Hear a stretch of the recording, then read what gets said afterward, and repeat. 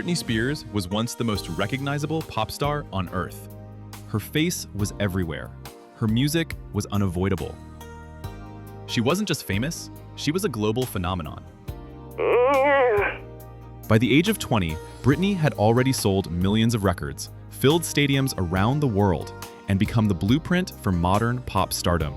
Yet behind the glamour, the awards, and the flashing cameras, Britney was losing control of her own life. This is not just a celebrity story. It's a story about power, exploitation, and what happens when fame becomes a prison. This is Hollywood riches to rags.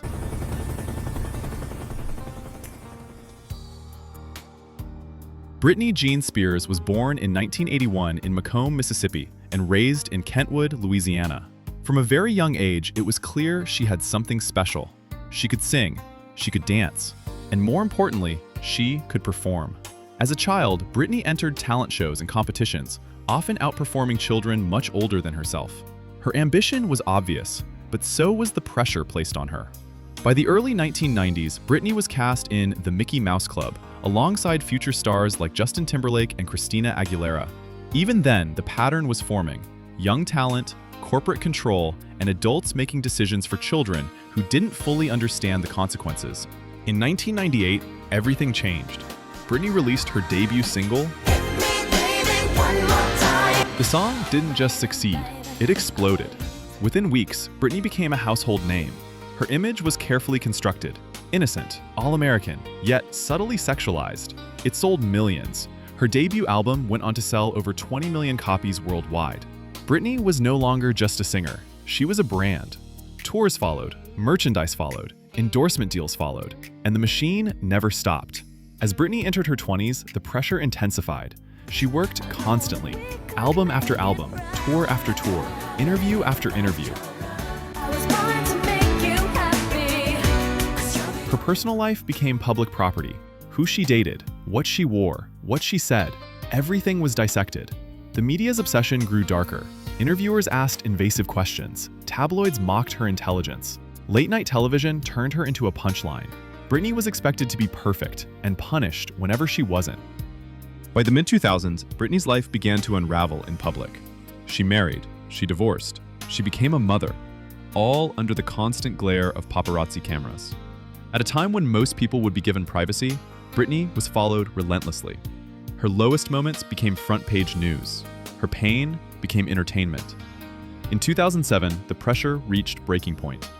Rather than asking how to help, the world watched. What followed would define the rest of Britney's life. In 2008, Britney Spears was placed under a legal conservatorship. Her father, along with lawyers and managers, were given control over her finances, her career, and major personal decisions. Conservatorships are typically designed for elderly individuals or people with severe cognitive impairments. Yet Britney was still working. She recorded albums, she performed globally, she held a long-running Las Vegas residency. She generated millions of dollars. The contradiction was impossible to ignore. If Britney was capable of performing night after night, how could she be incapable of controlling her own life? For 13 years, Britney lived under this arrangement. She could not freely access her own money. She could not make certain medical decisions. She could not easily leave the system that controlled her. Publicly, she smiled. Privately, she remained silent. Until fans began to notice.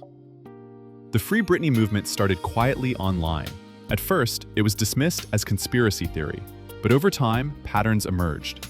Fans questioned her interviews, her social media posts, her lack of basic autonomy. In 2021, Britney finally spoke publicly in court. Her testimony shocked the world. She described feeling controlled, medicated, exhausted. She said she was afraid. For the first time, the public truly listened. Later that year, the conservatorship was terminated. After 13 years, Britney Spears was legally free. But freedom doesn't erase trauma. Today, Britney lives largely out of the spotlight. Her wealth remains, but her relationship with fame has changed forever. She is no longer the pop princess the world created. She is a survivor of an industry that took everything it could. Britney's story forces a difficult question. When someone makes millions for an industry, who protects them when they break? Because Britney Spears didn't just lose years of her life. She lost control.